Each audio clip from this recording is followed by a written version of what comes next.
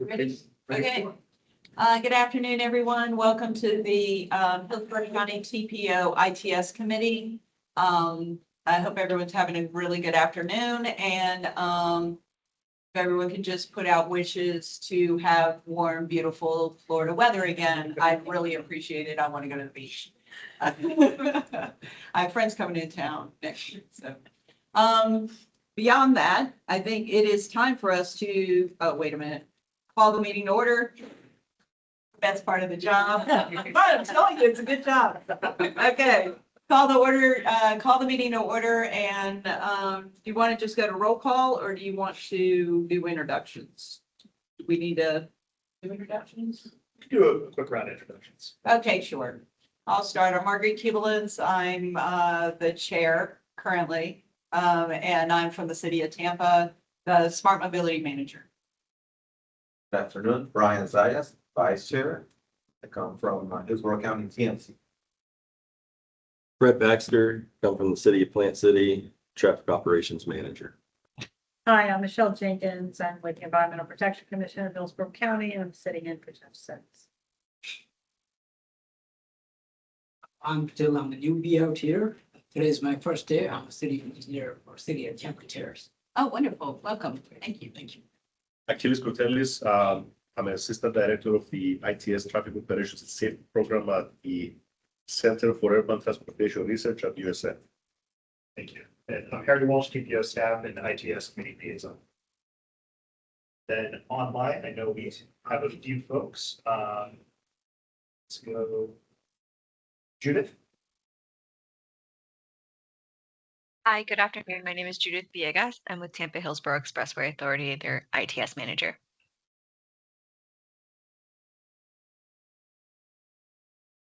Names here. People.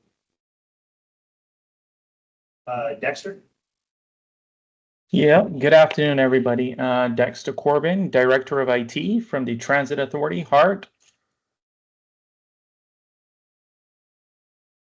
Excellent.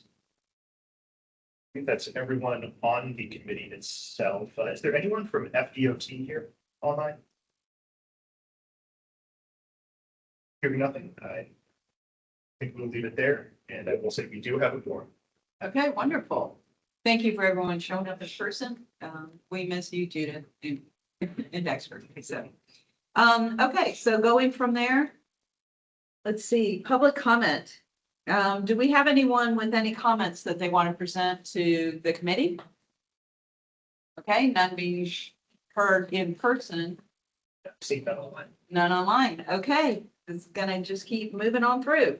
So we do have the minutes from the November 6th meeting. They were distributed, and hopefully everyone had an opportunity to review those minutes. Do we have any comments or corrections? Yeah, just a little typo. I think it's a typo. Joe Molinares from my is an EBC. It's right there. Thank you for catching that. Anyone else? Okay, do we have a motion to approve the minutes as presented with the change? Motion to approve the minutes with the typo correction. Okay, that was Brian. Do you have a second? I said, Kelly seconds it. So all in favor, say aye. Aye. Any opposed? None being heard, the motion passes. The next section is on the agenda. We have action item election of officers. So I'll turn it over to Harry. Perfect. So I know many of you have been involved in ITS for longer than I have, but so some of you might be familiar with this process, but just some reminders. Yes, I am running this as we're doing the elections. And first of all, for nominations, it's not like a motion. You don't need a motion in a second. You can just nominate yourself or someone else.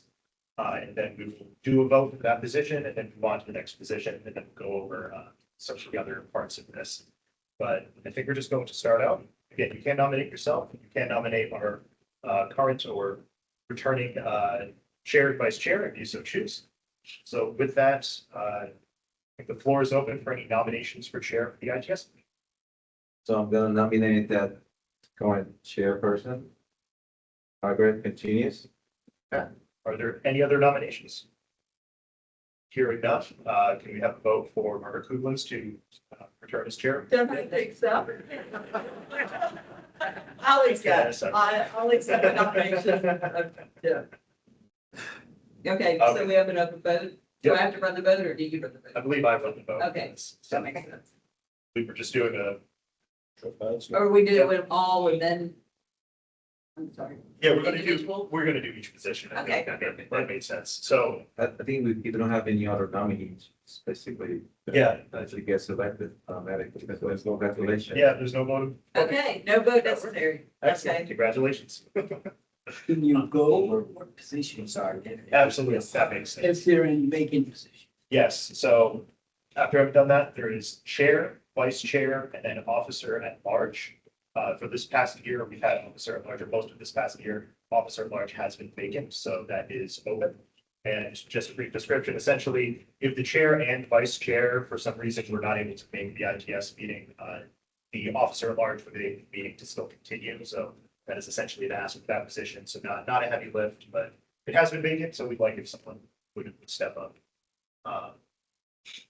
Perfect, so if we've determined our chair already, do we have any nominations for vice chair? I didn't mean, right, that's true. Hey, Brian, are there any other nominations? Or, Brian, you accept, sorry, first. Yeah, I will accept that nomination. Excellent. Are there any other nominations? Hearing none, given that there are no other candidates. Congratulations. Brian Zayas as vice chair. And then for the open position of officer at large, is there anyone that would be willing to offer any nominations? You can nominate yourself. You guys spread or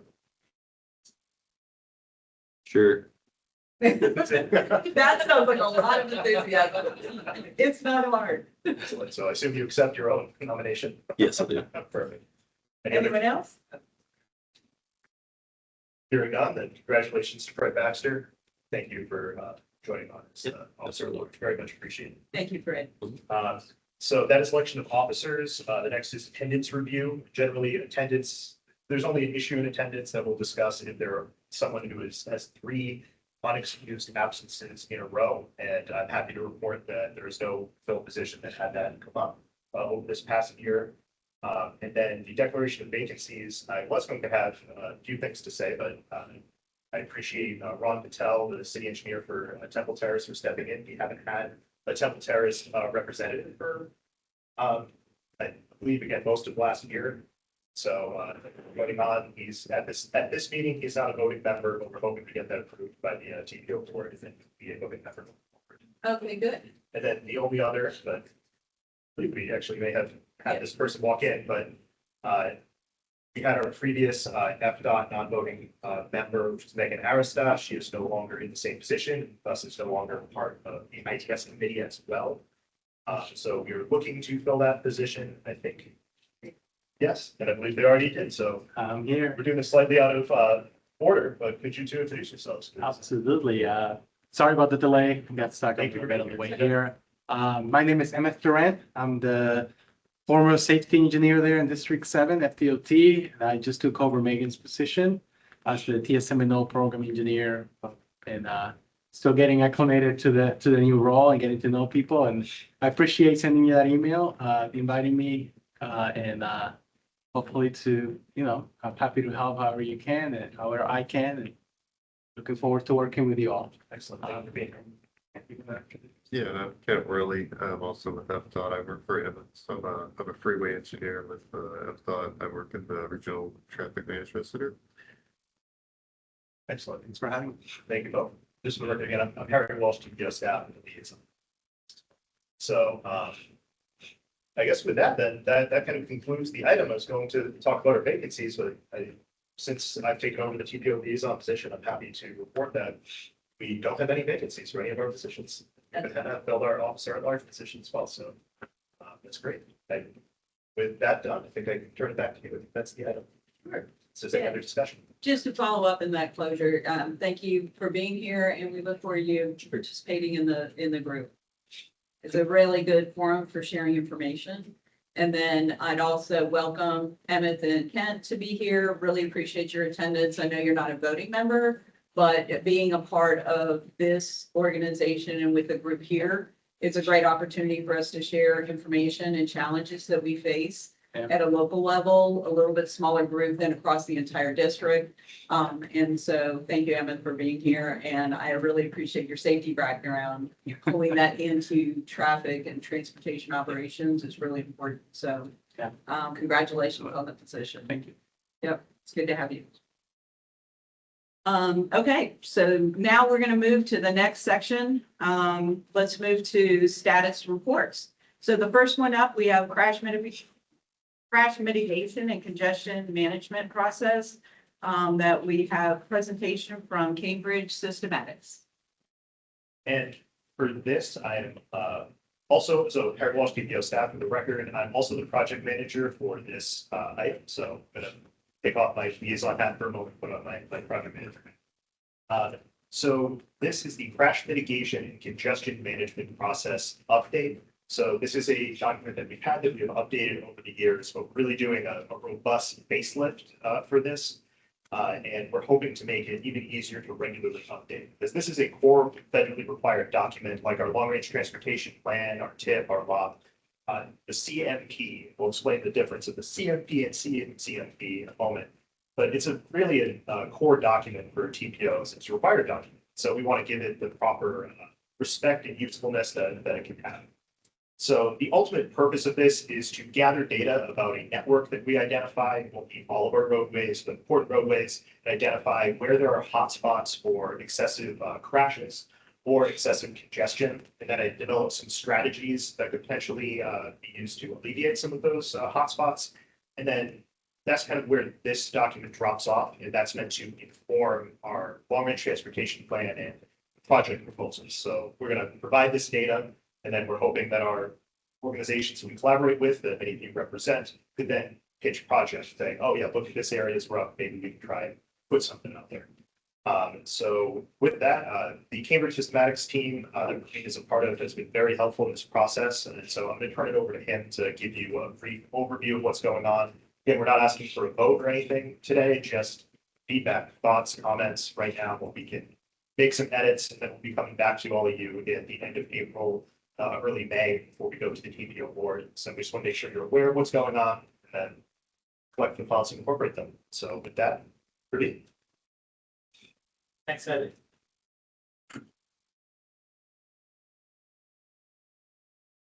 As I mentioned, I will give an overview of where we are with the project, the main steps involved in developing a CMCMP report, and also outline what our next steps are. As Harry mentioned, the congestion management process is a federally required process that MPOs with an urbanized area population of more than 200,000 are required to maintain and develop. This is a systematic and a regionally accepted process that the agencies have to maintain for managing the congestion. The idea here is that this would be not a document that sits on the shelf, but a process and a framework that the agencies can maintain and have it up-to-date information really developed. A key component of the CMP is also to develop strategies to address the mitigation, address and mitigate the congestion aspects that are involved. The main difference between CMP is just the congestion management process. Some of the agencies utilize crash component as a part of it, but some don't. But here in the Hillsborough, we wanted to specifically call it out, given in the name. So that's CMCMP, crash mitigation and congestion management process. There are around, it's an 8-step process. And the first 7 are outlined here, and the 8th is the report documentation. I'll go through each of them in more detail in the next few slides. First is developing regional objectives. As we began this study, we wanted to make sure that the objectives that are being developed for the CMCMP are consistent with the latest LRTP, Access 50, and also with the federal safety and system performance targets that are needed. The objectives, again, I won't go through them each in detail, but they tie to the goals that are in the RTP related to smart cities, state of good repair and resilience, Vision Zero, real choices for not driving and major problems in economic. The objectives are related to congestion, safety, resiliency, and multimodal aspects. The next step was to define and identify the CMCMP network on which we will monitor the congestion and the safety aspects. In order to develop this network, we considered various criteria. First of that was the state highway networks, the national highway network, and strategic intermodal system should always be part of that CMCMP because of their significance. The next was to include the roadways which have a traffic volume, not only the currently, but also in the future, 2050, projected volumes of 5,000 annual daily traffic or more. Additionally, the roadways identified in the high injury network that was developed, but also coverage, which have coverage with the bus network, the truck corridors, as well as the trail network, which coincides with the roadways are being considered also. One of the key data that comes for analyzing and monitoring congestion is the speed data on the roadways. We have been using the data from a private vendor that's called HERE. The data is made available through Florida Department of Transportation. So that data availability is a key aspect. And that covers a lot of major roadways. So we made sure that the data availability is also considered when developing this network. Finally, when you do the analysis and do a spatial network meeting all these criteria, there will be some disconnected elements. So we went through a manual process to make sure the entire CMCMP has a connectivity. So with that analysis done, what you end up here is something like this. The roadways that you shown in red are the NHS, SHS, and CIS roadways. And the rest are the other roadways which mean the third step was to identify performance measures on how we can track our progress towards the objectives and the goals that we talked about earlier. These measures we developed for related to safety, mobility, reliability, and regional connectivity as well. And are broken down by mode, whether it be auto, freight, transit, and so on. The network, whether some of these measures can only be developed for the CMCMP network, but whereas some of them, because of the data, the inherent way of the data, can be reported out for the entire region.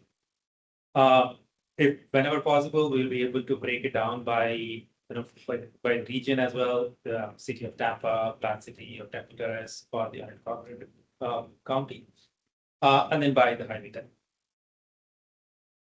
Some of these, so these next couple of slides show you the various performance measures that we have come up with to track the various objectives.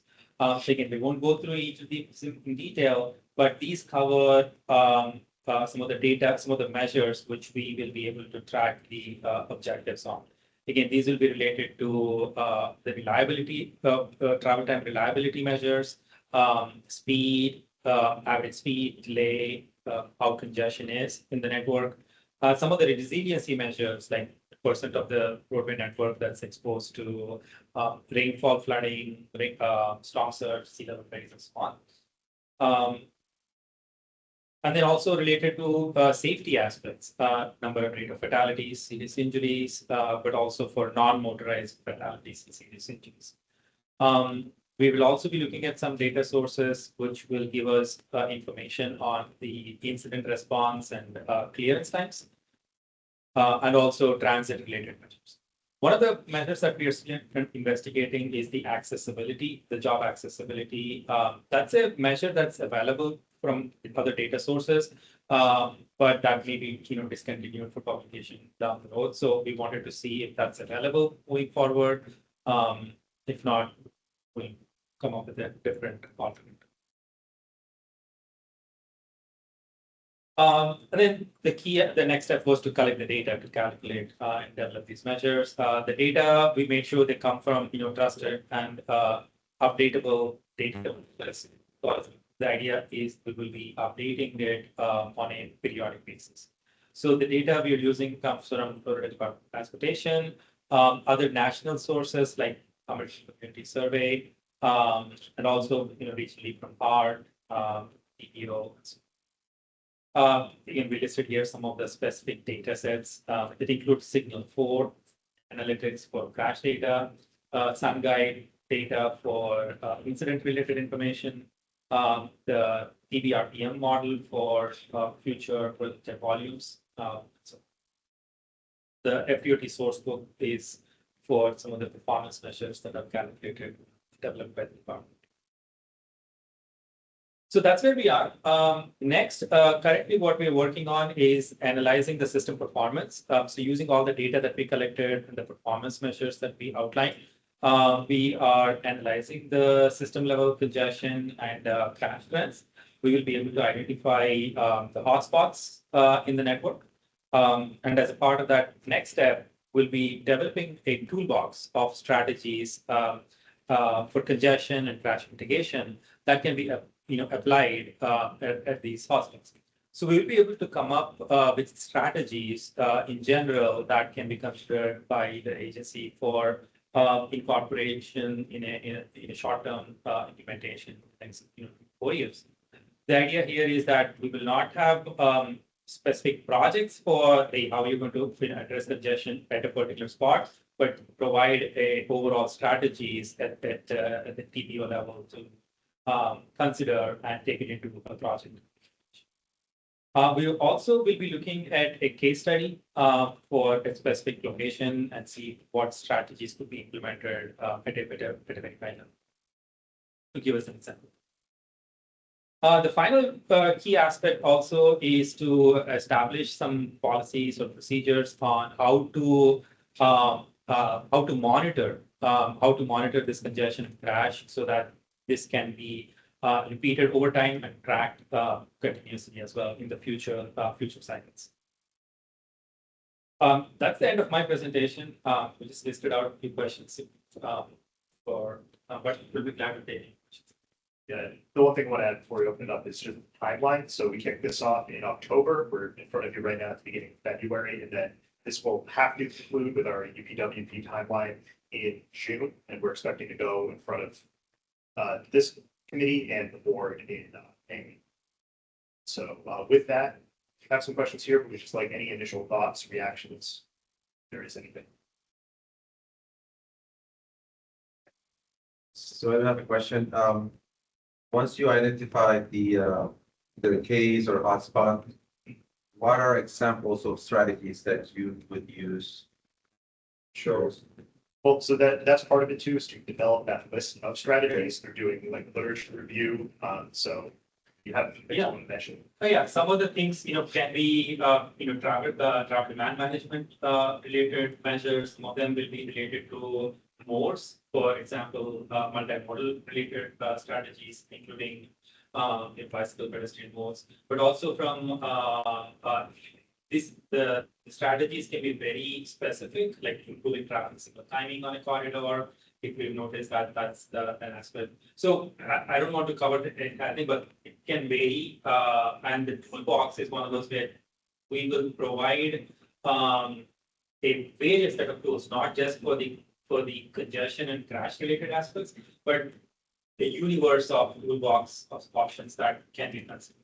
So not only now, but also in the future, if something else.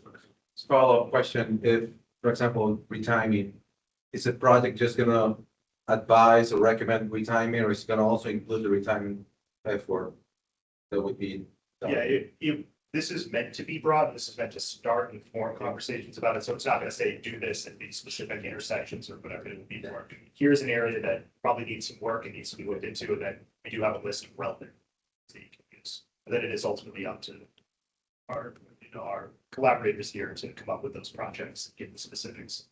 Because we don't control any of the roadways here, so we're just putting information out there to inform the folks that are actually running these things in projects. Thank you. So that sounds like it might guide, it's a data-driven process to help guide municipalities, or collectively, we could have a project that helps do, we can do some implementation. We might need additional instrumentation on a corridor, and then we turn around and, that creates a project for implementation, and then we'd be able to monitor to see how that influenced and improved those performance measures. Absolutely. Is that kind of that whole cycle? And Yeah, I think and you'll you're. help us monitor the corridors, Yes, and so. something that he's mentioned too is we're hoping to keep going. Once we have to complete this phase of it by June, but then the whole purpose of this is it's a living process. So we're going to be updating this regularly and providing new outputs and basically new tools as we come to be aware of them. It's something that's not going to be a part of this part of it, but I'm hoping to include in the future is take all this data and be able to put it up online in a dashboard like other MPOs have done that around the country. So that's something that folks could just go to our website, be able to pull this data and see immediately. All right, here's the top 10, here's the top 10 last year, whatever we end up determining for the hotspots. So we're hoping it can be something living and useful. Sounds like a really good opportunity to help actually this group here, we might be able to have some sort of workshop after that first cut's done, and then we can see what we're doing. Because like we have a new signal system and we're progressing and advancing the analytics that are coming out of that system. And then I think Hillsborough County, you have a different system, but you're also gaining analytics, and then Fred with your system similarly. Yep. And so how can we all be kind of monitoring the same thing as a region, or, at least within the TPO, and then DOT, if you could bring knowledge of what's going on in other counties and across the district, that would be really helpful with the information sharing. Yeah, absolutely. It's a very good point, and maybe a second pass using more information from our actual systems. Yes, So you can use to compare with your performance metrics. so Right. that's actually a perfect segue to something we wanted to ask about. So it might be relevant mostly to Margaret and Brian, but we're looking for information on what roadways and what segments are actively monitored, like by PMC, and what data that could be provided for this, because we currently don't have that. I was just hoping to get, and also if FDOT has any thoughts, if anyone has them, anything that's actively monitored. Yeah, well, we have the ICM corridors and I-4 frame, so on the DOT roads, we have the instrumentation already deployed and in place. And again, that's where it's beneficial to have sort of the multi-agency collaboration and consistency. Because, yeah, the drivers that are living out in Bel Rico they might be coming to Tampa, so it's the same driver, and they're hopping on the Selman somewhere in between. Yeah, So having that consistency across the region, I think is really helpful. And absolutely, we have a lot of data that we're receiving through the instrumentation that DOT has recently implemented, and then we're doing some of our own as well. We're adding a lot of cameras right now for both detection and monitoring and collecting data. So counts, pet counts, bicycle counts, and things like that. it's nice. If it is okay with you, I think maybe a follow-up to see what information is coming, or you are all gathering, and that what can be ingested into this process would be helpful. Maybe I think we can reach out to you. Yeah, to follow up. Absolutely, happy to coordinate, because we have a lot of the FDOT data, because a lot of that is already publicly available on the website, but it is any road that's not on the SHS or SIS, that's really what we're looking for as well. Anything that, other than that is monitored, these are, Yeah, we could, Ron. Great input and a great discussion. I have 3 comments. First, for Praveen is, can you share 2 case studies of the past projects that you have done? So at least this community can get up to the speed and know at least what are the elements of it, how those specific municipalities or even metropolitan areas, they have learned out of what the issue they had faced versus what you brought as an expert and how they rectify the issue. So at least we would like to see at least 2 case studies. Second is for Harry, you. And again, the FDOT partners, I have dealt with Kent in the past, and then Emmett. This would be a good pairing up with you. A lot of time what happened in on system has the direct or indirect impact on off system. Data is there, like Tampa is talking, county is talking, FDOT, right? How that data can be transferred to a municipality like us in a Plant City, that we would get up to the speed and know what's happening in the environment out there. We are a small city, 7 square miles.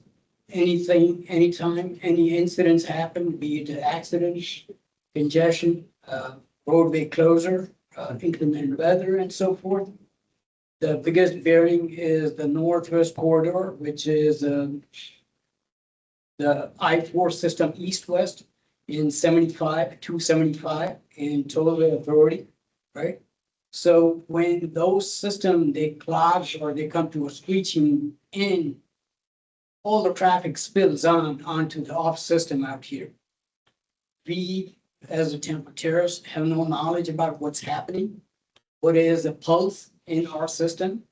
And then what are the data that at least say traffic, Tampa is collecting the data. You already know what are the traffic volumes, what are your capacity, and you know the pulse in the system.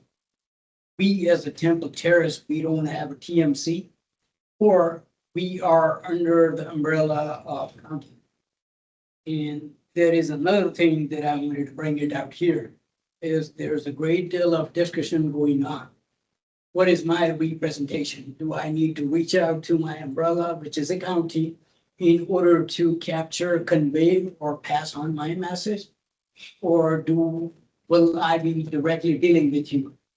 Right? So there is some missing link in there, how we can reach out and. I think both ways would be okay. Yeah. We can definitely include Temple Terrace data because we're gonna have it, right? We're managing the timing and signals. And you can also contribute with local data if you have it, if it's a different source, special. That will actually help with what they're trying to do. So starting with what you say as a baseline, I would need a volume data on my biggest corridors, at least the one that is under your jurisdiction, under FDOT jurisdiction.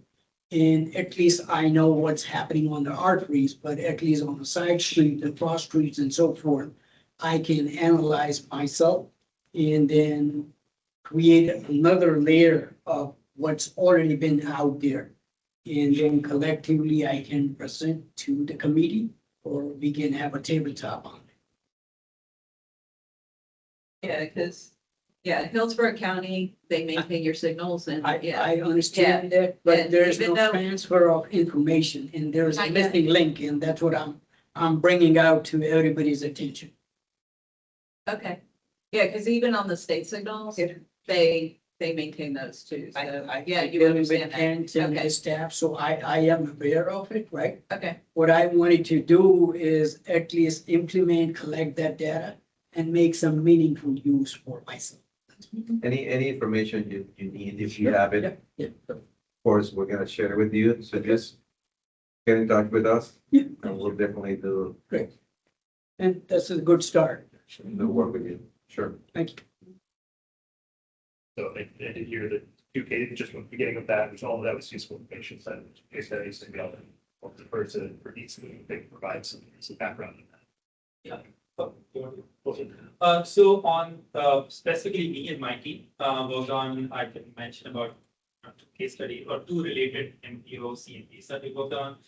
The challenge with taking lessons learned from them to this MPO is unique and challenging. Each MPO has its own unique situations and challenges. One I would mention is I've managed a CMP for the Northwest Arkansas MPO a couple of years ago. That MPO, the unique aspect of it was they were, even though the MPO was, it does meet the CMP requirements, majority of it was rural, but it also had a lot of FSP population companies with Walmart and Tyson. And they have been implementing some of the connected vehicle technologies, so even drone deliveries, things like that. So some of the strategies that we recommended or included were relevant to that.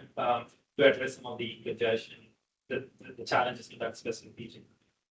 And I would just say too, if you have, I can make sure that we get some of these examples, but I can also send out, if you have the documents, I can send that out. As a mailing list. Yeah. That I, so you out there at their leisure. I was gonna ask, on that third question there, what exactly would be the measures used to determine the hotspots? Yes, so that is a perfect question to ask, I think. So what we are using, these are a selection of the performance measures, is we're hoping to take all of these.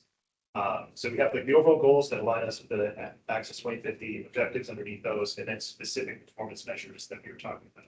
We're hoping to take all of them and layer them and behind the scenes a little bit, that we'll be able to present to you in more depth later on. We're starting to put these on a map and then starting to see what happens when we put layer 1, layer 2, layer 3, layer 4. Are we starting to see patterns emerge in certain areas that are insufficient or lower in some of these performance measures? So it's not just one thing that I can point you to and say, okay, it's just the level of service. No, I get that. You mean, it's the whole thing. So, Yeah, it's a right? little table that we're all trying to put together and see what comes out. So actually going back to what Margaret and Brian said is, I'm sure the county and the city are already doing identification already, monitoring identification, right? So one thing I was going to say is that through the process, I think it's important also to include plans that they have already identified and said, okay, this corridor, we know it's bad, we're making these changes.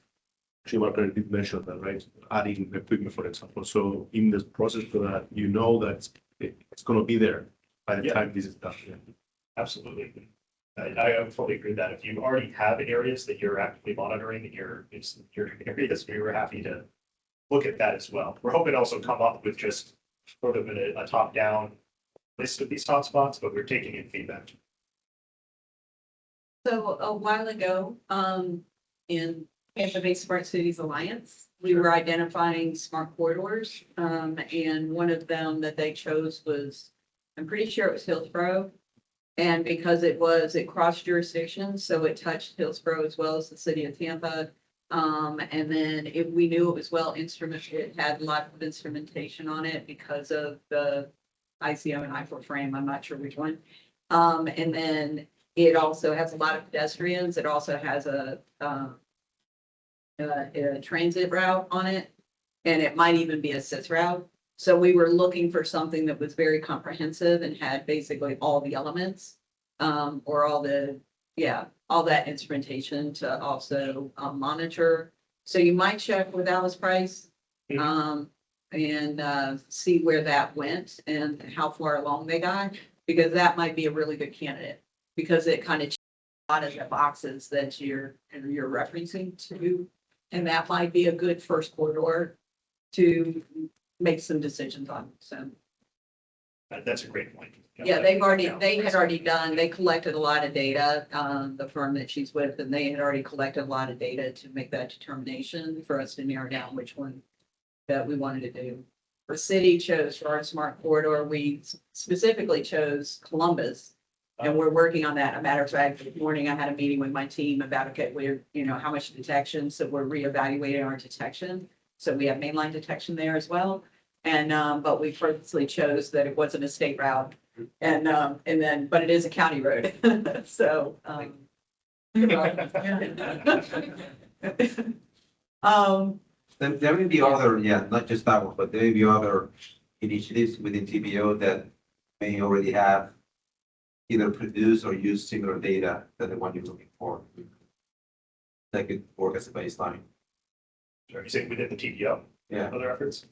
So to that point, we're creating this alongside an update from the state system report that you're gonna hear a little bit about in a moment, as well as our performance measures, a few other things. So we're all trying to do this in concert. So we're talking to each other about what data we have, and that's kind of why this specific, the CMCP is carved out so specifically. It's not developing these performance measures, it's using existing performance measures, and it's not listing projects. It's kind of the middle, it's trying to bridge the gap between some of that in the goal setting as well.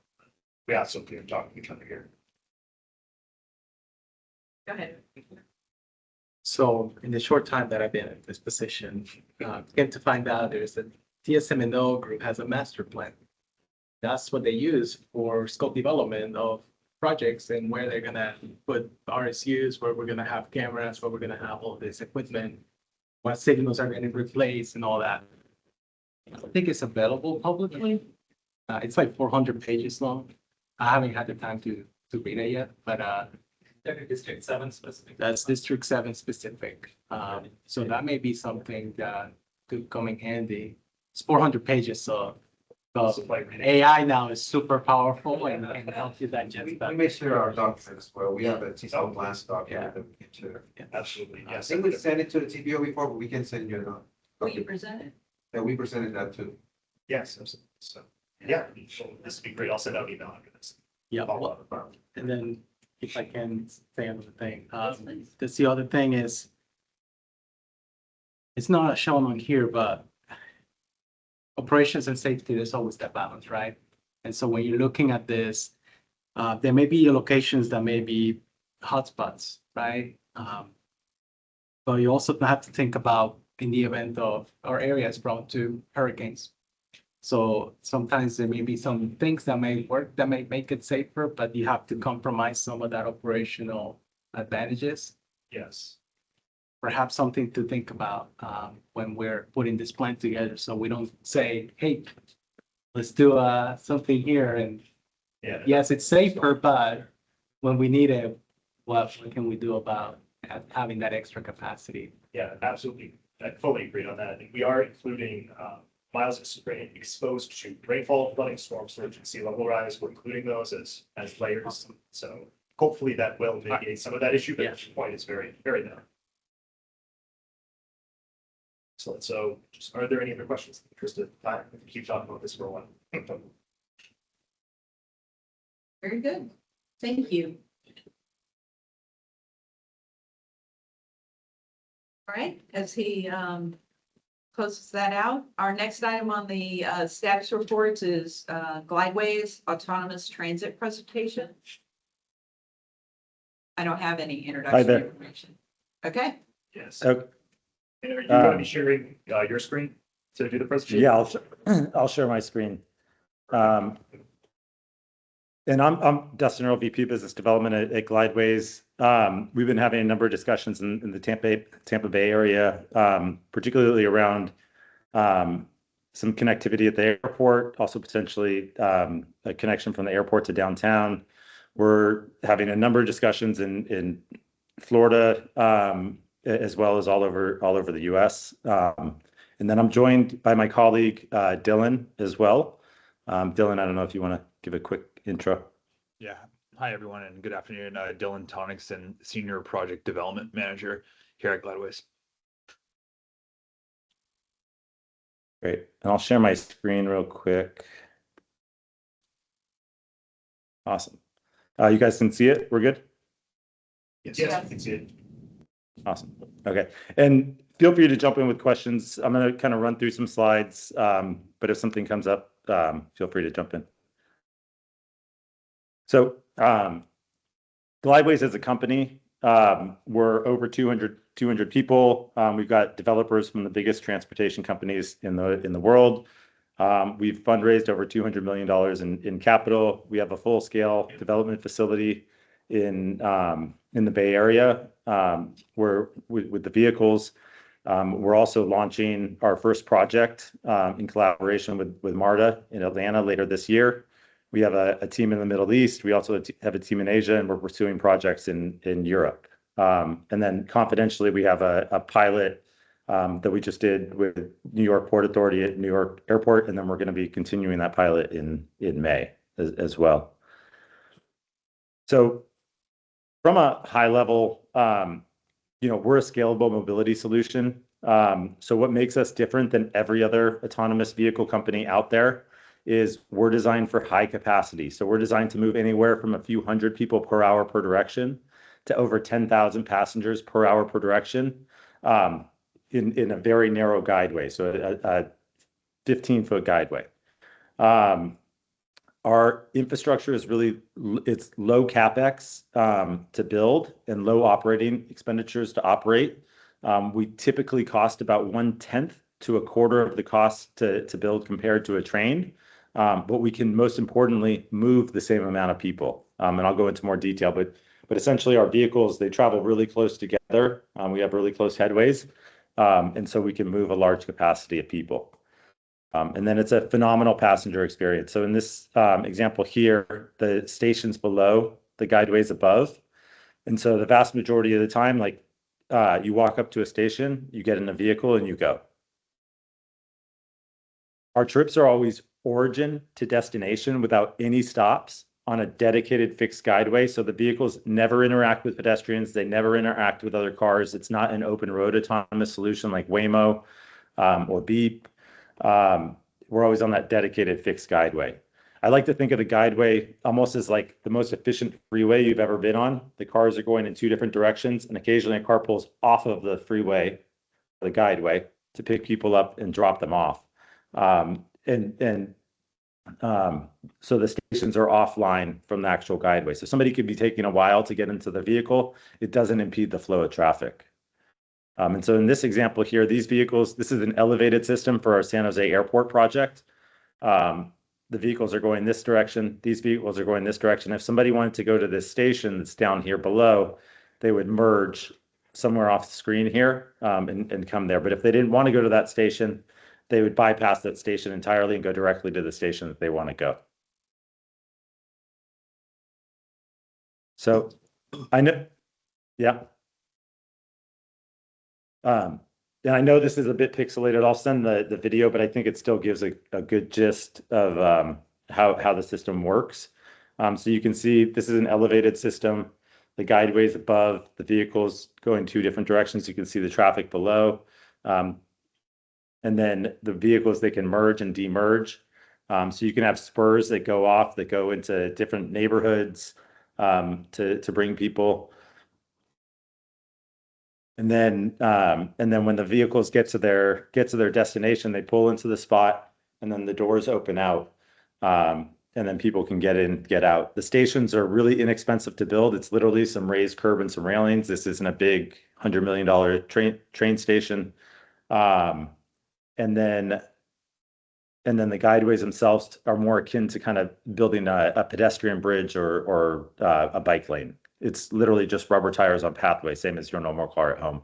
So there's no electrification of the guideway. There's no power rail. And then the vehicles themselves, so they're 4 to 6 passengers, so 4 full-size adults with luggage. With standing room, you can get 6 passengers in there. Fully ADA compliant. We've done a number of rides at our development facility and in the Bay Area. And then you can ride with sporting equipment, so bikes or anything, strollers. And then there's a lot of renderings in here, but these are real vehicles. And so just for context, they're really spacious. My colleague, 6'8", he can sit across from himself and his feet don't touch. And then the wheels, these are just wheel covers. What's behind is just rubber tires. So. And then just an idea of the dimensions of 4.5 feet wide, 13 feet long, 8 feet tall. And I'll send this deck over, and we'll also send over the video as well. But the guideway itself can be elevated, at grade, or underground, or a combination of all three, which is what we're doing for our San Jose project. We probably wouldn't go underground in Tampa for obvious reasons.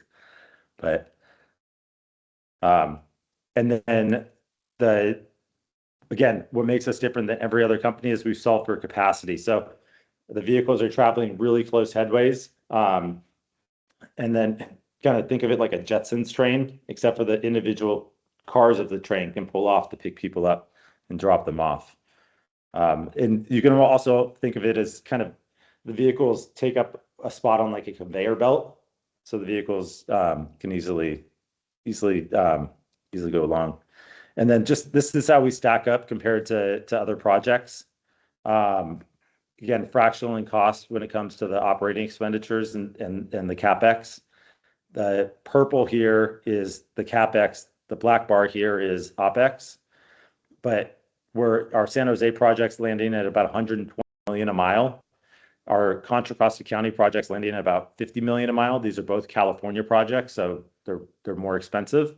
But again, fractional in cost compared to putting in a train.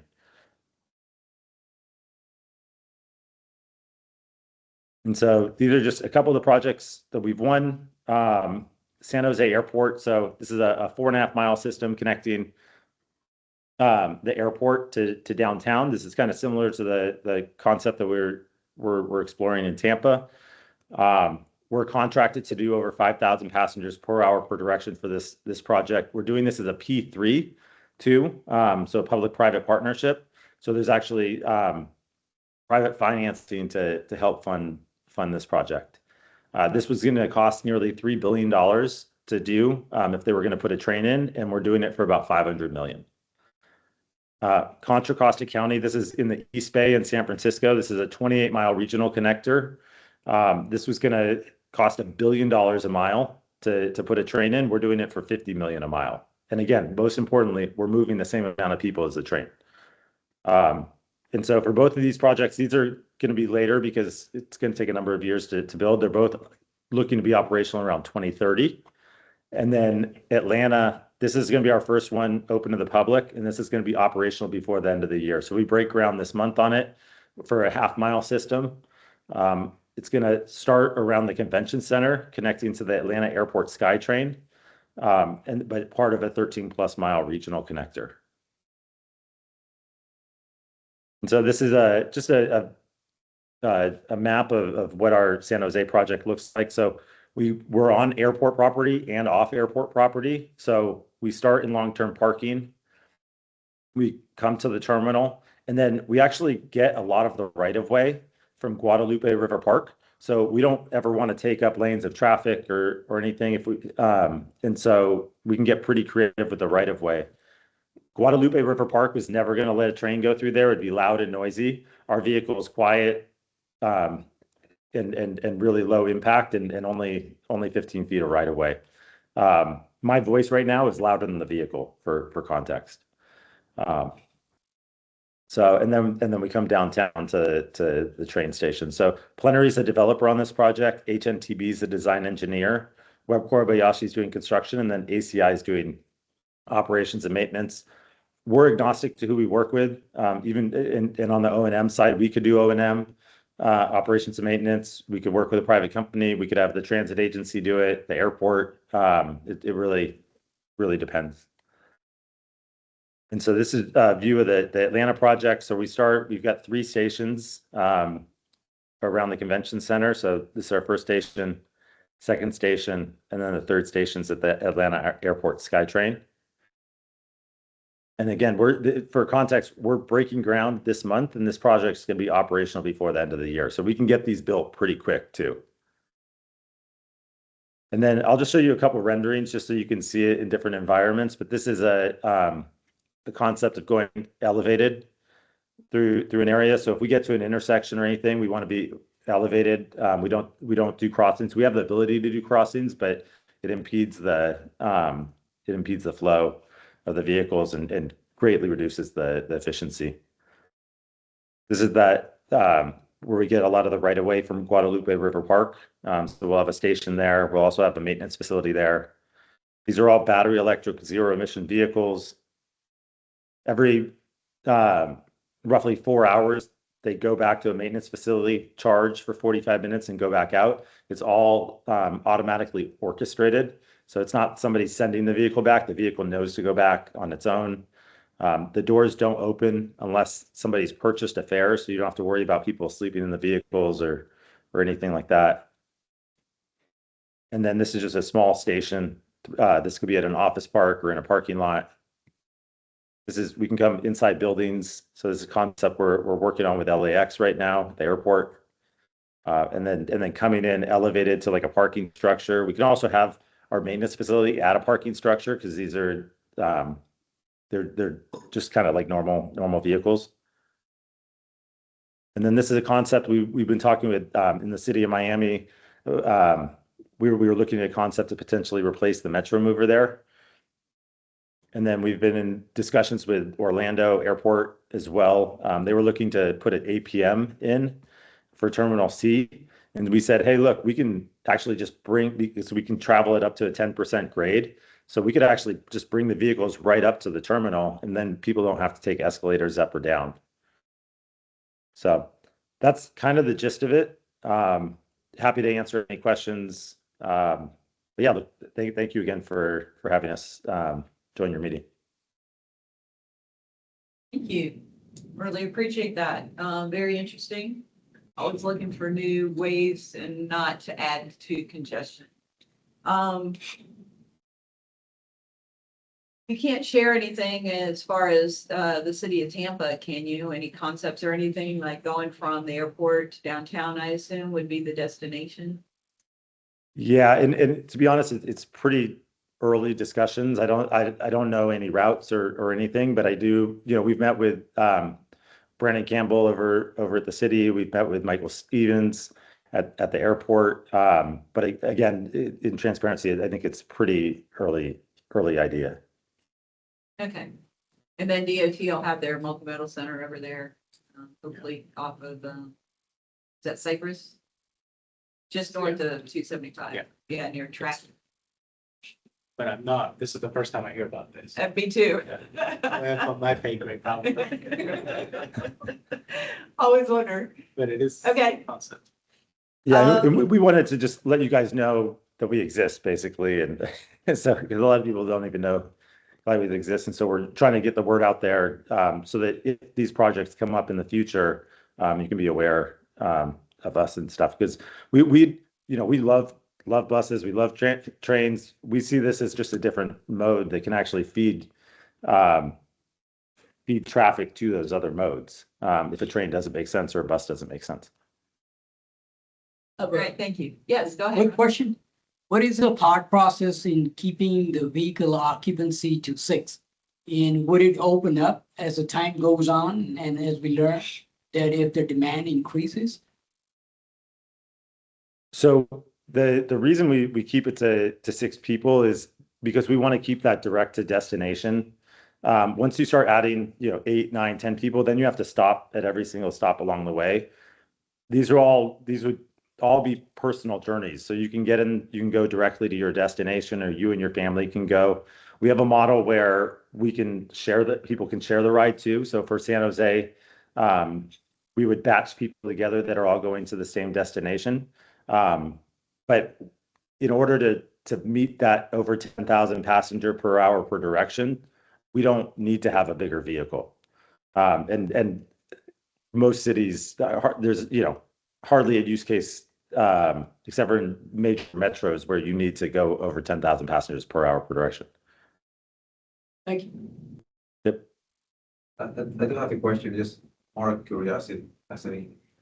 So do you have any real reliability information from these vehicles? I mean, do they fail, like tires, or what is the real mean time between failures that you expect from them? Yeah, so first up, the vehicles have redundancies built in for every part of the vehicle. The vehicles, the second the tire is slightly low, it's going to route itself back to the maintenance facility. With that said, we understand that things go wrong, and you can't prevent everything. And so every vehicle on the guideway has the ability to push another vehicle to the next stop, basically. We can also come out there like a tow truck and just kind of pull it off. Unlike a train where, you have an issue with a train, you're taking a whole train out. Here, if you have an issue with one vehicle, you have an issue with one vehicle, the whole system goes. We estimate a disturbance, like a stalled vehicle, would take about 10 to 15 minutes tops to clear the vehicle and keep the system going. Interesting. No, the reason I'm asking, most of the renderings you have is single lane. So, what happens if one stops? Even 10, 15 minutes is just going to stop the whole process for you. Yeah, it shouldn't happen. There's backup powertrain, backup brakes, backup everything. But in the event that it does, then we would just remove that vehicle from the system. I don't know, Dylan, do you have anything to add to that?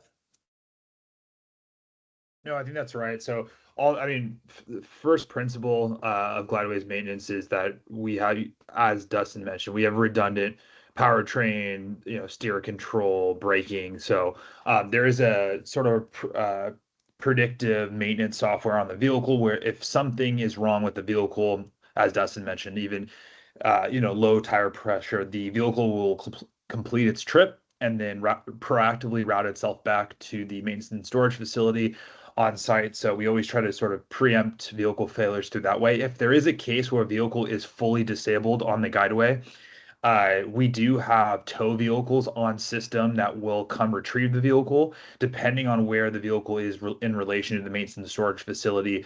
Vehicles around it will either upstream complete their trips, and then the maintenance vehicle will dispatch downstream to collect the disabled vehicle, or if the maintenance and storage facility is downstream, depending on where the vehicle is, others will complete their trips, park at the closest station, and the maintenance and storage vehicle can come and retrieve the vehicle. So in a lot of our systems, we build sort of strategic curve out areas for a disabled vehicle to sort of limp its way to a carve out area so vehicles can bypass that disabled vehicle. There's sort of a number of ways to skin the cat, but in general, we try to preempt vehicle failures by the sort of onboard system diagnostics. Thank you. Related to that, and we've just been talking about some of the bus fleet around here being in place, so that's why I'm thinking of this. What's the useful lifespan of these vehicles? I know they're new, and you're still understanding that, but can you give like an estimate? Yeah, it's about 10 years. 10 years. So what we, and the 10 years, the way that we do that, and we build this all into the OpEx, and we're still, even with this, we're still less than all the other modes. But what we do is we basically depreciate the asset over 10 years, and in 10 years you get a new vehicle. The reason why we do that is in 10 years the battery life is going to be better, every aspect of the vehicle is going to be better, and so you're going to get the best of the best. Whereas if you put a train in, the best day that you put a train in is the day you put it in, and then it gets worse and worse for the next 30 years. We want you guys to have the best of the best, moving forward. Yeah, and then that's actually just to follow up on that too.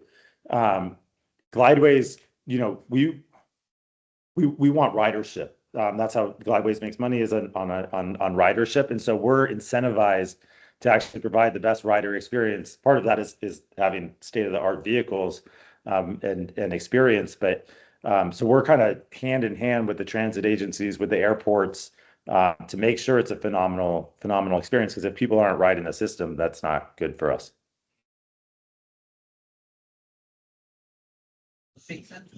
Hey, Dustin, this is Dexter from Hart. How are you? Good presentation. Hey, thanks, Dexter.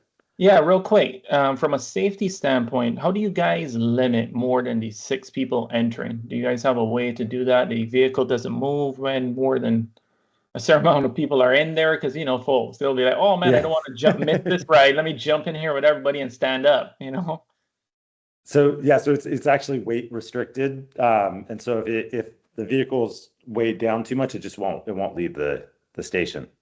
So actually we could probably, depending on the people that are in there, you could actually probably get 7 or 8 people in there from a weight perspective, but we just say 6. Okay. And then from, here in Florida, we get like tons of storms and hurricanes and that type of stuff. Does your facilities have a place to store these vehicles? Let's say a Cat 1 or 2 is coming, you know what I mean? Is it designed for something like that, or? Yeah, so they would go back to a maintenance facility, same as like a bus or a train. Okay. So, and we also, like, if there's a hurricane or something, we wouldn't operate in the same conditions that another mode wouldn't operate in. Right. You guys would just shut down. Yeah. They are really bottom heavy though, just as the FYI. Okay. That's the battery is low. Yeah. Yep. Yeah, and there's fencing here in this image here, but typically if it's not an elevated system, you'd also have pretty like 6-foot high fencing so that people couldn't just jump in front of the vehicles or anything like that. Yeah. Cool. Yep. Okay. Are there any questions online? None? Okay. Well, thank you very much. We appreciate the information. Yeah, thank you for the thoughtful questions too. Really appreciate it. Absolutely. Okay. Moving on, for status reports, we have the introduction to the 2026 State of the System report from Lauren Brooks from HDR. Thank you. Good afternoon, ITS. I'm Elizabeth Watkins from TPO staff. I'm just going to briefly introduce this project and then hand it over to Lauren. So every 2 years, the TPO updates what it's called the state of the system. Essentially, it's a snapshot in time of what the state of our transportation system looks like. So as you can imagine, like the CMTMP, it's very data heavy. But what makes the state of the system different, and I think important, is we really focus on the messaging and the storytelling of the state of our systems. How often are we able to resurface our roads? Where are congestion points?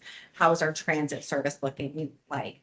And really focusing on those data points that are digestible to not only practitioners, but the public, elected officials, those who could potentially influence decisions on resources available to transportation. So the one thing I wanted to charge you with as you hear Lauren's presentation is we would love to use this opportunity of the state of the system to help share some of the messages that you've been thinking about and that you want more people to know. So if there's anything within your own respective workplaces, like, hey, our budget for signals is only X amount, but we could do so much more with more revenue. I think the state of the system is a perfect place where we can tell that story because we're going to have a targeted education campaign, things on social media, a report, but also an interactive data dashboard so that we can try to make this as compelling and interesting to as many people as possible. So with that, I'll hand it over to Lauren, and I'll also pass off like an 8-page matrix of all the data that we're looking at, because the real ask of you today is what data points do you think would be interesting, and are we missing anything? So Lauren, if you wouldn't mind going ahead. Yeah, thanks, Elizabeth. My presentation is done. I'm just kidding. Can you all see my screen okay? Yes. Yes. And hear me? Okay. All right. Well, Elizabeth gave a great introduction. And again, there is some redundancy with what Praveen just presented. So I'll try to keep it high level just so you're not bored with some of the same material. But the impetus behind the state of the system, it's, we conduct this evaluation every 2 years, and really we're just measuring how our system is stacking up with the vision that we've established with our long-range transportation plan. So again, we're looking at trends, and Margaret, you mentioned this earlier. So it's data-driven, really honing in on those data points to see what it is that we're doing well, what it is that we still need to work on, and how we're, again, meeting our vision. So again, if we have a failing transportation system, that affects all sorts of quality of life aspects, and primarily mobility, but of course it can have financial impacts on individuals. So that's kind of the why behind the messaging. So again, we'd love to hear your thoughts on how we can better tell the story through some of this data. But as I mentioned before, we're tracking the progress of our system.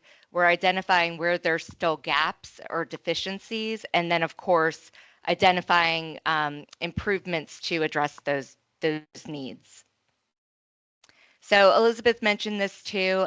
We will have kind of a standard report summarizing our evaluation, but we also plan to build, and I should say we, meaning the Hillsborough TPO, plans to build in partnership with Hillsborough County, an online interactive tool. So this is supposed to be, or our vision is that it will serve as a one-stop shop where anyone, elected officials, the public, you all, staff can, see the different data sources, how our transportation system is measuring up against those performance measures that we've established, and it's also a way to easily update information. So we have that seamless exchange of data that was discussed earlier in the meeting.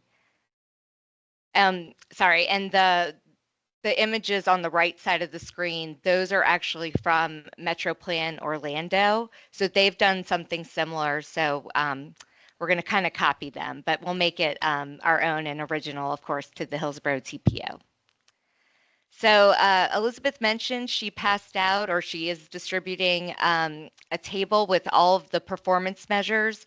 We reviewed the previous State of the System report prepared in 2024, the crash mitigation and congestion management process that was also prepared in 2024, the LRTP, some other sources. So we kind of put everything.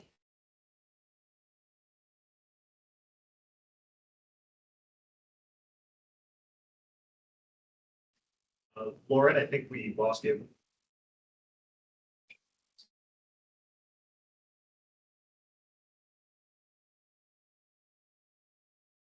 Yeah, I think it's not what it should. Yeah. It's like, unless you can be really.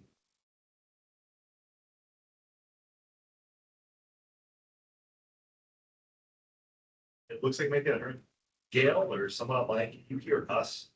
Are we still all connected? Oh, I can totally hear guys are you. live. Okay. Yeah, I think Lauren just kind of unfortunately.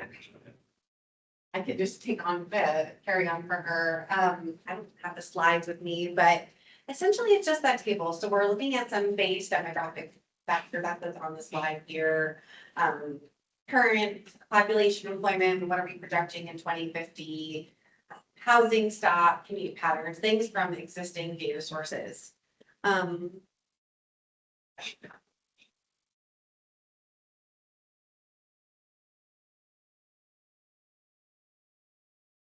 And we're gonna be looking at a variety of data sources under our smart cities category within our LRTP. So that's everything related to signalization,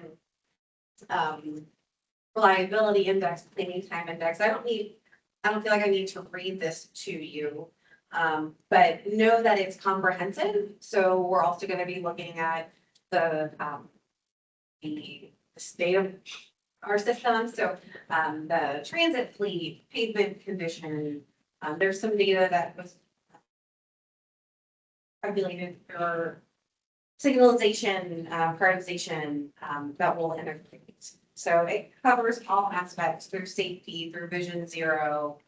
And then one thing that I'm really excited about is talking more about like accessibility and trying to overlay some of the land use with population, with transportation to address those metrics that maybe aren't as easily available, like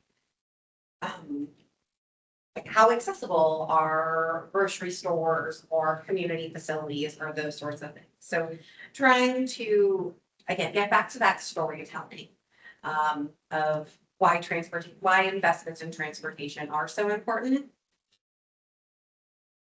And the last new thing that I'll call out to you from when we've updated this previously is we want it to be multimodal, like beyond surface transportation, but also talking more about the port and the airport and the freight system in general. So we're lucky to be so data rich. So this again is like 9-page matrix.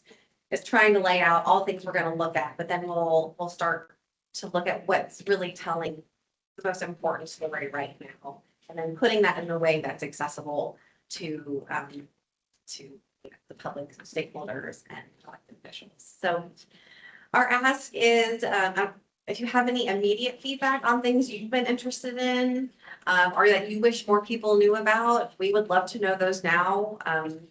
We're going to enter the data analysis phase starting in late February, and then we'll come back to you in May with that final report, the paper report, and then we'll be developing that online dashboard over the summer. So I'm happy to take any questions and any feedback that you might have.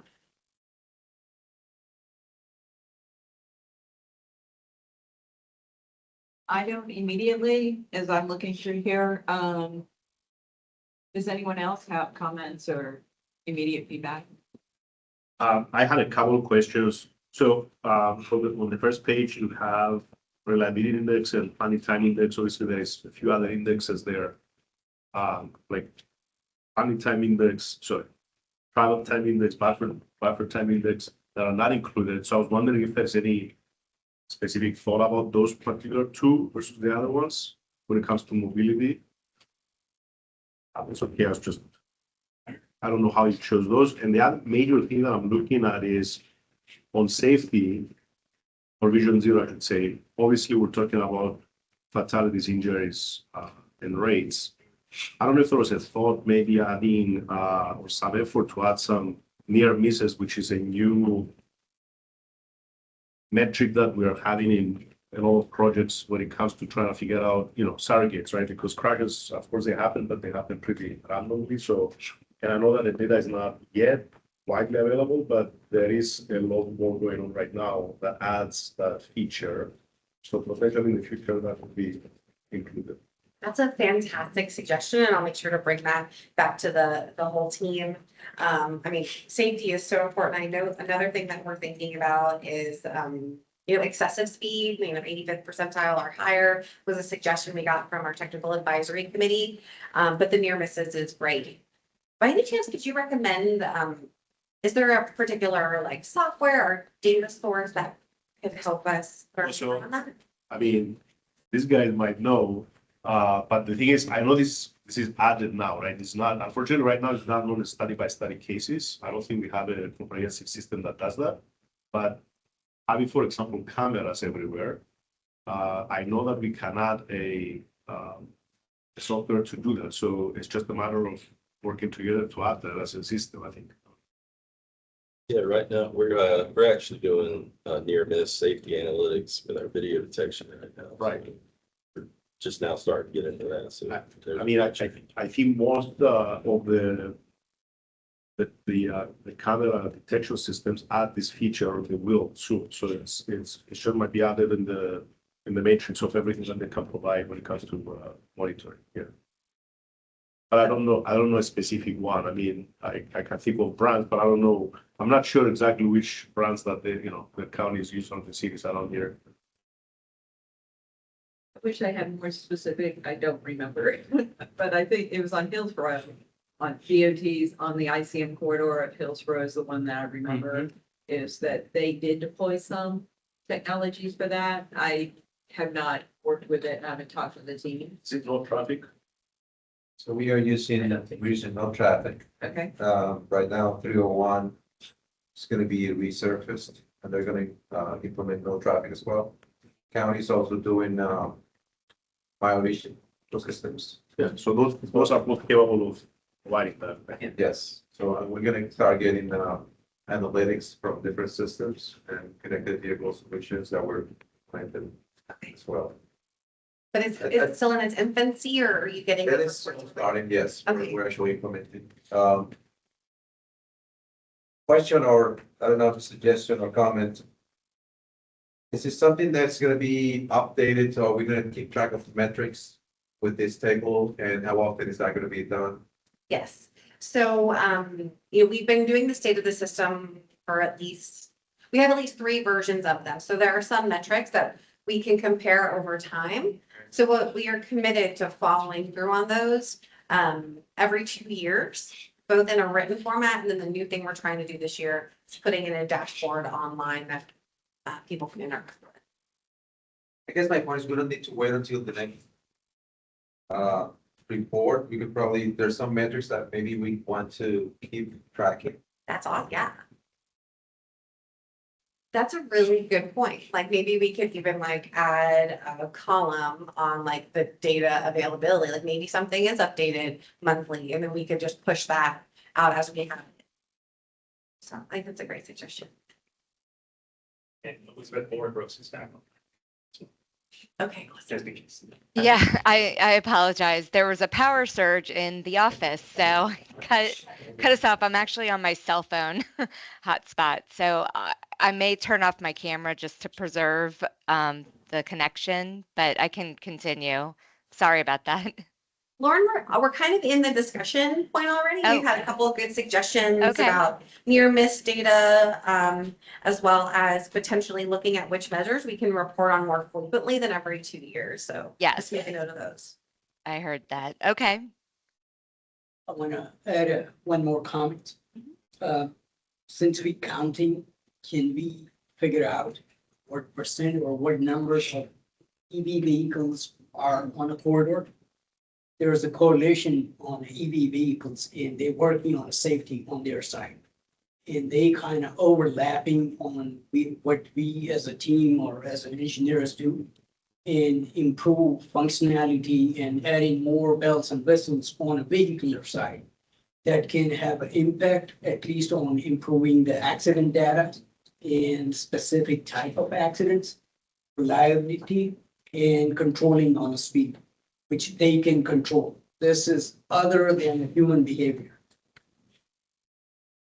That's really interesting. So what I'm hearing you say is like, maybe we could have a whole EV section. You know, I know that registration data is out there, but I wonder if those are in like crash reports, if that's like the vehicle type, like getting at the safety aspect of electric and connected vehicles. Is that what you're saying? There has to be a way to figure out how many, say, gasoline vehicles versus diesel, or maybe at least like gasoline and EV vehicles. Oh, true. Like on streets. Yeah, for sure. I mean, when it comes to safety, though, I wouldn't necessarily say it's the electric is so, cars have ADAS systems anyway, so it doesn't matter if it's electric or not.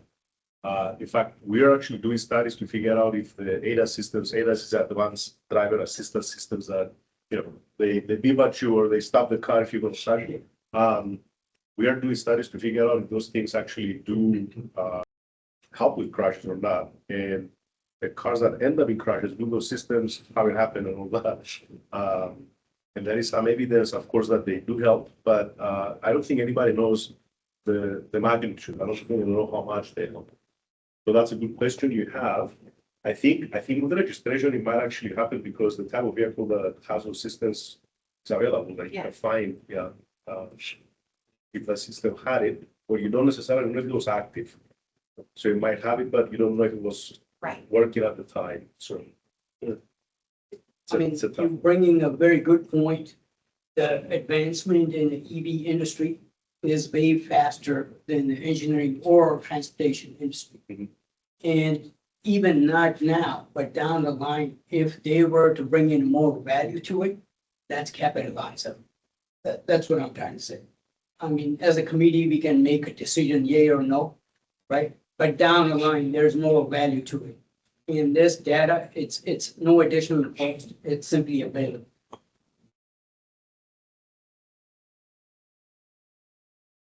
Interesting correlation. Yep. Any other questions? Yeah. Yeah.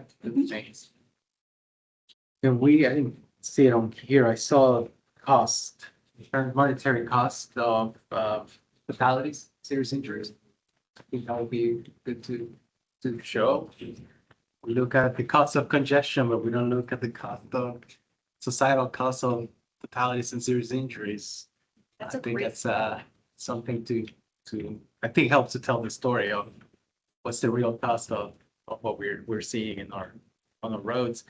And then the other thing was Hillsborough County has a really interesting tool where they take the traffic analysis studies and they input this into I guess a model that projects into a road network to understand what is the strain that a development is going to have on the network level for a particular corridor. Are you aware of that tool? I think so. I think community infrastructure planning piloted something like that. I'm curious to see if that would be, I think that could help to, and I don't know if that would be I don't know, I'm not really sure how that would tie into this, but I guess more of a metric of the strain of that development is putting on the transportation network. It's a better way to say that. Is that the new development tracker that you're discussing? Yeah. Okay. Yeah. I haven't seen that applied, but we did get a look down on it. Yeah, somebody told me about it and I thought that was pretty cool. I would like to see if we could even add it to show the safety performance as well of that. And so being able to measure year over year, what is the strain the development is having on the transportation network? It sounds, development is great, but Right. there's a give and take, right? So we have to be mindful of how much strain there's putting into the network. I think that really gets the nexus of transportation and land use and how we can't do them like in a bubble, right? So maybe it's new development trip tracker, maybe it's something with like access management, but I think that's a really great idea. So we'll explore that further.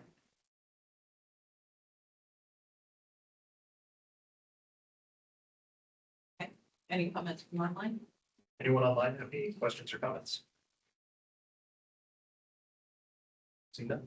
Okay, thank you very much. Thank you all. Appreciate it. Okay. So the next section in the agenda is addressing old business and new business. Is there any old business you want to bring back to the table? No? On new business, again, I participate in the Smart Cities Alliance, Tampa-based Smart Cities Alliance, and two areas that we have working groups. We have a new working group we're putting together, and many of you probably received the email and the invitation for autonomous vehicle ride hailing. So we know that Waymo is coming, Robotaxi, I don't know, over the holidays. It seemed like everywhere I went, people would just instantly start asking me about, oh, I saw a Waymo vehicle. And I'm like, there were drivers, right? So they're definitely mapping in the area. I don't remember how many vehicles they have. I think it's less than 20 vehicles currently. They do. I'm not sure when their actual launch is coming. However, it's my understanding that they get permitted through DMV. So it's a state, but Hillsborough County tax collectors, they're the ones that administer this, I believe. I'm getting that verified. But we are having a working group, and I think we're going to try to meet in March. So if you're not already on the list, you can send me an email or send an email to Alex Price if you're interested. So I know they've talked to the airport, and also I think Safety reached out to us recently too, finding out what's going on, because at the local level, it's one thing for them to be licensed, but there's still like curbside management, parking, can they do the pickup drop off in the same space as where you have Uber and Lyft? They did say that they aren't running through Uber or Lyft in Waymo. So I know that they do up in Atlanta. My daughter rode in one and she was so excited because she lives in Atlanta and she just clicked the box in Uber. But here they're gonna just have their own app. And that also happened to me where someone was in Phoenix, rode in a Waymo in Phoenix, and then they were here and they're like, I saw the vehicle, but I opened my app and it said that they were not available. So anyway, that's the progression, but we're trying to accelerate and try to get that working group going so we can, as municipalities, we can share our experiences and our concerns and see how we address the public when it comes to that, because that's the other, I've had a lot of people ask me about it and expressing concern. And I'm like, I don't know. Any comments about that? I have a comment. Sure. I'm also curious how we permit those, but one thing that we could add when we permit them is that they share the data that they produce with those systems with us, right? Because right now we're actually we're buying subscriptions just to get data from our roads. So maybe they generate data that they can actually share with us as part of the registration or permit that we give them. If anybody. Yeah, the state is collecting it. I don't know that we have that level of control. That's what we're trying to figure out. I don't know if we have that control or whether that's all. It would be good if we can actually have the state request the data. That would be great. As part of the permits, and then they share it with us. Mhm. Then we have pro data for free. Yeah. I'm not sure if you will add any more information to what you said, but Waymo is going to be presenting in front of the TPO board next week. That's next Wednesday, the 11th. So it'll probably be a recap of most of the information that Margaret just said. But if anyone's interested and hasn't seen the Waymo pitch, you can log in online, watch it, or attend our TPO board meeting. It's the TPO board meeting? Yeah, the actual board. Okay, all right, that's good to know. Thank you very much for sharing that. Oh, and if you're in Nacogdoches City, or municipality, I did see that there is an AV, platform there as well. So they have their first meeting, I think, next Thursday. Yeah, next Thursday. So if you're a NACTO member, then that might be an opportunity to gain additional information. We also have another group that's working on the advanced air mobility, which would also include drug delivery. So if that's a thing that you're interested in, I don't think we have anything scheduled yet, but we're working toward having a workshop. Anyway, there's details coming. Again, if you're not already on the mailing list for Smart Cities Alliance, that's just another avenue. I'm also curious to know, does anyone here, I don't have the time to go, but I know there's a TISMO, a District 7 TISMO consortium, and they meet on a regular basis. Does anyone here participate in that? And are there, is there any information that's come out of those recently that you want to share? Basically, for municipalities with some of the same projects that we have done here so far. I don't think there's another project or initiative, but we'll definitely share something. And whatever that, was that last week? Yeah, So Elizabeth and I just attended, that was the first one, so we're still getting a little trained. Yeah. Now joining that group as well.